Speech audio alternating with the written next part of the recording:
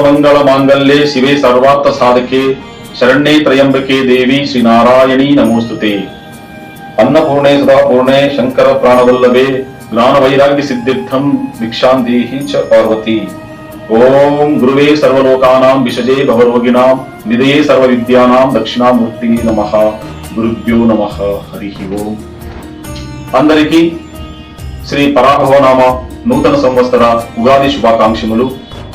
ఈ నూతన సంవత్సరంలో ప్రతి ఒక్కరి జీవితము సుఖ సంతోషాలతో ఆయురారోగ్యాలతో అష్టైశ్వర్యము సిద్ధించాలని మనసారా కోరుకుంటున్నాను, ప్రార్థిస్తున్నాను. ఈ శ్రీ పరాభవనామ నూతన సంవత్సరంలో రాశి ఫలాలు ఎలా ఉంటాయి తెలుసుకుందాం. మేషరాశి ఫలాలు. ఆదాయం 11, వ్యయం 5, రాజ్యపూజ్యం 2, అవమానం 4. ఉద్యోగం మరియు వ్యాపారస్తులకు ఈ సంవత్సర ఫలాలు ఎలా ఉంటాయంటే, వృత్తిపరంగా ఈ సంవత్సరం మీకు కొత్త బాధ్యతలను నేర్పుతుంది. ఏలినాటి శని ప్రభావం వల్ల ఆఫీసులో పని భారం పెరగడం, సహోద్యోగులతో చిన్నపాటి అపార్థాలు రావడం జరగవచ్చు. అయితే డిసెంబర్ 6 వరకు రాహువు 11వ ఇంట ఉండడం వల్ల మీరు చేసే ప్రతి కష్టానికి తగిన ప్రతిఫలం దక్కుతుంది.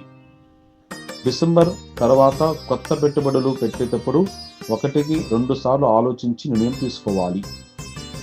జూన్ 2న గురువు 4వ ఇంటికి మారడం వల్ల కొందరికి ప్రమోషన్తో కూడిన బదిలీ లేదా ఉద్యోగ మార్పు జరిగే అవకాశం ఉంది. డిసెంబర్ 6 తర్వాత రాహువు 10వ ఇంటికి మారడం వలన రాజకీయ సామాజిక రంగంలో ఉన్న వారికి విశేషమైన గుర్తింపు మరియు అభివృద్ధి లభిస్తుంది. ఆర్థిక స్థితి. ఆర్థిక పరంగా ఈ సంవత్సరం మీకు ఒక పాఠం లాంటిది.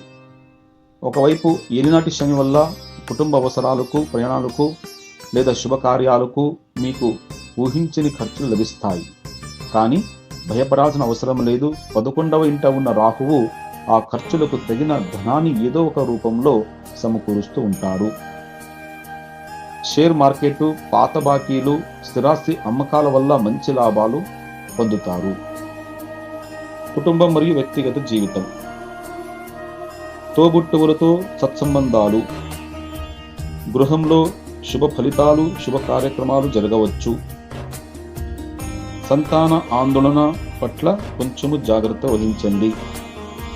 శుభకార్యాలు సఫలం కావడము, ఇంటిలో పండుగ వాతావరణము రావడము చూస్తారు. ఆరోగ్యం. మీరు ఈ ఆరోగ్య సంవత్సరము ఆరోగ్యం పట్ల ఏమాత్రం నిర్లక్ష్యం చేయకూడదు.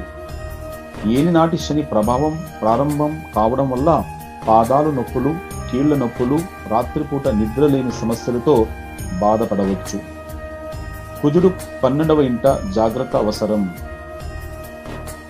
ఈ 12వ ఇంట ఉన్న సమయంలో చిన్నపాటి గాయాలు, వాహనాలు నడిపేటప్పుడు యాక్సిడెంట్లు జరగవచ్చు.